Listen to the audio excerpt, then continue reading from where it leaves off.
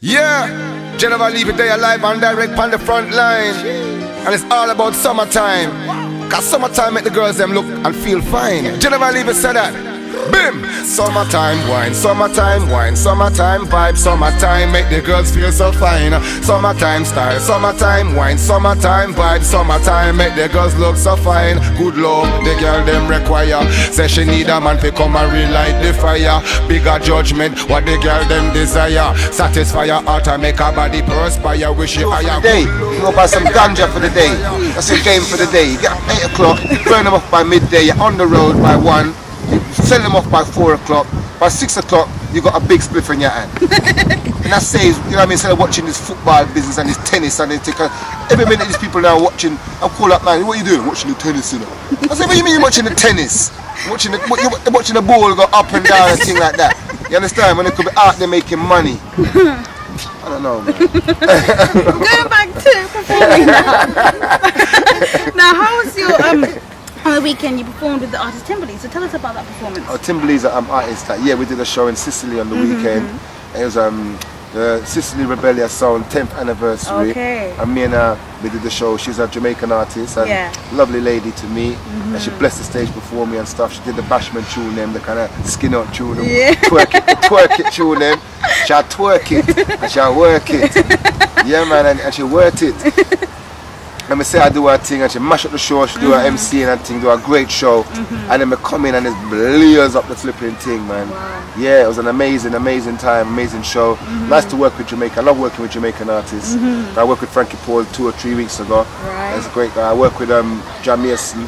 You know what I mean? We work with enough Jamaican artists over the years, you know what I mean? So it's nice to work with them, work with Cutty Ranks. You know what I mean? I like work with Jamaican artists, do collaborations and things like that, and producers and that kind of stuff. So anytime I got a Jamaican artist on my set, I work with 121, you know what I mean, in Europe. I work with Buju, you know what I mean? So yeah, man, it's like anytime I work with Jamaican artists, it's always a great feat for me to make sure my game is tight, and you know what I mean. But when I do it, I got such a big following in Europe that it's like it's crazy because sometimes they're supporting me. Like for instance, Frankie Paul was supporting me. Right. Okay. I was in Slovakia 2 weeks ago. They must support me. Timberly was supporting me. So it's like, you know, it's great. But and Lieutenant Stitchy the same. It's like wow, we reach a stage now. You know what I mean? Where my game is high like that. I'm not big like Bounty Killer there. I'm not ready for them man there, Vidi man. I respect them man there. Them man there, I'll keep telling them man there. They're too great them man. Junior Gang and them man there. Man like Chronics and them artists and I rate all of the artists there. But you made a platform for yourself as well, which is good. I got my own, I kind of made my own lane. Yeah, exactly. I got my own thing going on because I got the jungle team, because I have gears. Because anytime the dance look like it's getting dry, I turn on the jungle tune and I whoop! The dance is whoop! In Europe anyway, that's how it going in Europe. Anytime I do a show and it look like they want to get mad, turn on me, I have gears upon my show. Some artists only have 1 gear or 2 gears, maybe I have 5 and 10 gears on my show. Because I do dancehall, I could do roots, I could do ska, I could do old school, I could do jungle, and if not enough, I'm going to draw my all time 90s tunes in, like Champion Body, I draw for Heat, I draw for The Wig, I draw for Breeze, and then you get the little train spots, be like, yeah, I remember that tune, I draw for it, then and if not enough, I'm draw for Wicked, Jungle is massive, and it's done the thing. So my show has grown to be quite dynamic. Many gears on my show. In that way, it draws a bigger audience as well. Well, my audience is my promoters even tell me. They tell me that the people who came to the show tonight, General, they don't come to dance together usually. They tell me that you get people who only go to a jungle rave. And they stick to that, people only go to a ragga rave, and then all of them was together in that rave. And that's the beauty of my shows then, is that I can bring 2 neighbours who don't even like the same music, will be buck up in the dance and say, yo, you know what I mean? What are you doing here? What are you doing, you know what I mean? But it must be a good feeling as well to know that you are uniting people through your music. Yeah, but tell the truth, I don't even think about it. I just do my thing. They will come in, I mean, I don't even watch that. I'm not even lying, you know, but it's a blessing. I mean, we look back and say, whoa, that's what happened. But I never plan it like that. I just do my thing. You know what I mean? I never say, yo, I'm going to come out there to bring people together and my job is this. Because I'm not living on an ego like that. I never have an ego. I just do my thing and see what happens. We try a thing and see what happens, and by the grace of the Most High, that's when I turned Rasta. When I realised that I was getting some mystical blessings, you know. So now, man, there's a third party here, you know. Something else is going on because they get so much. When I'm growing up as a youth, I do my thing, trying to do my thing honestly. So to make it a fight, you know. Oh, and I'm a man that got through the fight thing hard in the hood, especially with the background. I'm not really a Jamaican artist, but I'm kind of good at the Jamaican thing, you know what I mean? So you get some people confused with the thing. You know, so what really I deal with, you know? But then I don't really know, so it's a Jamaican grow me. What make me come out like this, you know what I mean? Pick me up from a baby and grow me till he died. Then he died a couple of years ago. And then, you know what I mean, from the day I was born, I was raised by a Jamaican man, and then my mother come from Trinidad. So I have that kind of talk, you know what I mean, the way I can teach me everything about Jamaica, and the Bible and all these things. Teach me everything, teach me how to cook and everything. You know what I mean, show me everything. To look after myself, teach me the morals and how to live, and I don't know, just give me a certain vibes. Because I was all closer to him than I was to my mum, to be honest. Okay. Yeah, it worked out kind of mad like that, you know. It's like, my mum was a hothead, you know. When I was growing up, my mum hothead, you know, and he was cool.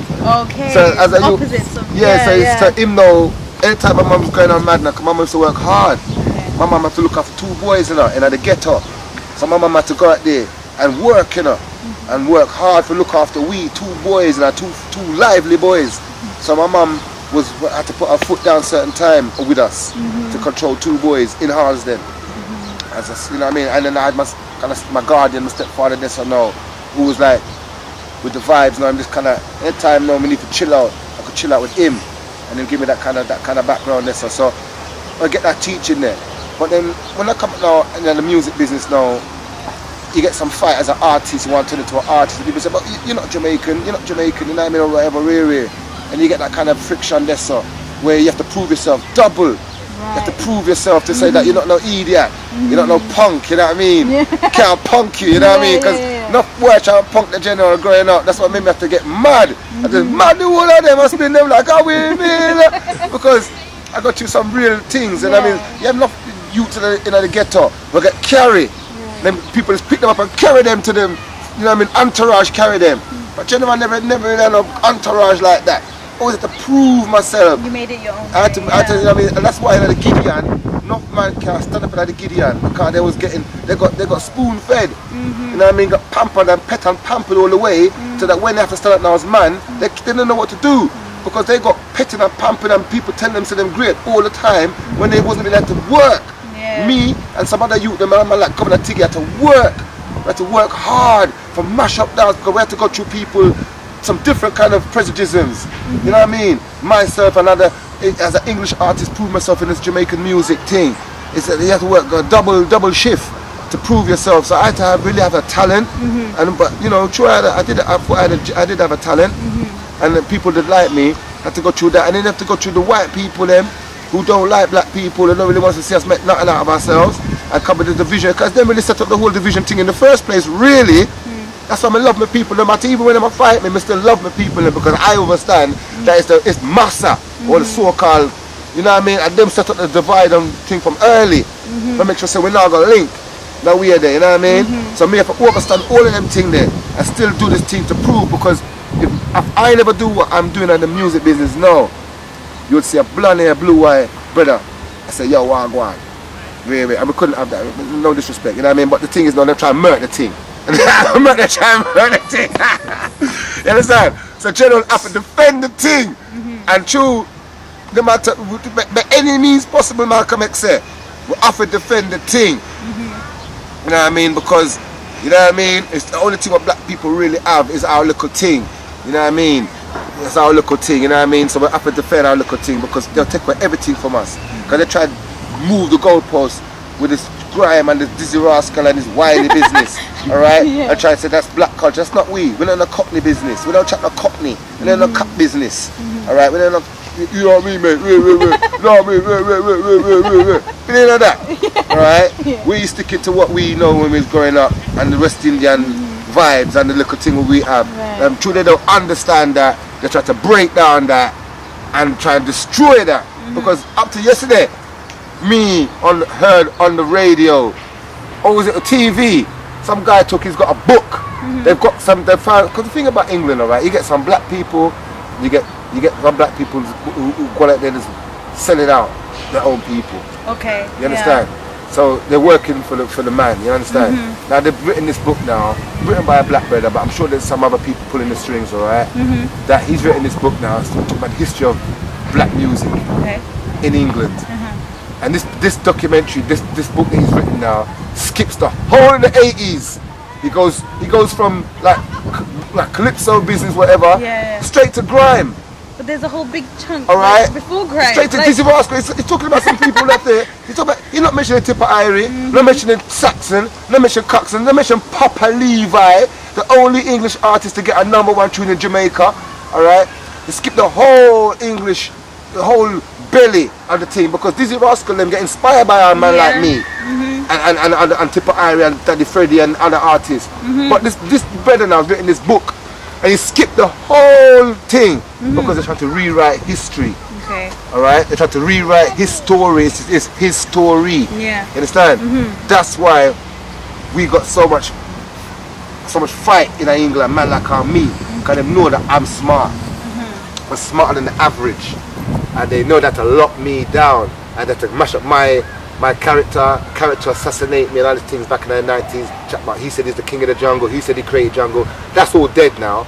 They know that people who look back at that's a stupid thing. Who would really say that? They know that's a stupid now. They know it's just absurd. Who's really going to say, oh, I'm the king of the jungle? It's just a stupid thing to say. You know what I mean? So that didn't work now. So they're done with that now. Now what they put in Wikipedia is that he said, no, he's the man, the first man to say booyaka. They've moved the goalpost now because the king of the jungle thing sounds stupid now.